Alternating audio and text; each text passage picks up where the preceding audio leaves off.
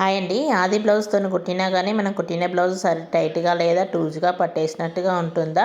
అలాంటప్పుడు ఇలా చెక్ చేసుకోండి ఒకసారి కుట్టే ముందు. మనకి ఎప్పుడైనా గానీ సైడ్ జాయింట్ అనేది వేసేసే ముందు మొత్తానికి ఇలా అనేది బ్లౌజ్ అనేది ఆది బ్లౌజ్ పట్టేసుకొని, మనం కుట్టిన బ్లౌజ్ కూడా పట్టుకొని, మనం కరెక్ట్‌గా అనేది మెజర్‌మెంట్ అనేది పెట్టేసుకోండి.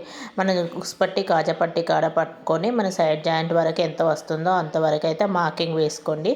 మొత్తానికి ఇలా మార్కింగ్ వేసుకున్న తర్వాత మనం కింది భాగం నుండి అయితే మనం స్ట్రెయిట్‌గా కింది భాగం back side part, front side part పట్టేసుకొని స్ట్రెయిట్‌గా అయితే ఇలా కుట్టు పెట్టుకొని నీట్‌గా ఫోల్డింగ్ లేకుండా మనకు స్ట్రెయిట్‌గా వస్తుంది. మధ్యలో కూడా మన ప్లస్ గుర్తు అనేది ఈజీగా వచ్చేస్తుంది. ఈ ప్లస్ గుర్తు వచ్చినప్పుడు ఎక్కడ ముడతలు రాకుండా అయితే వస్తూ ఉంటాయి.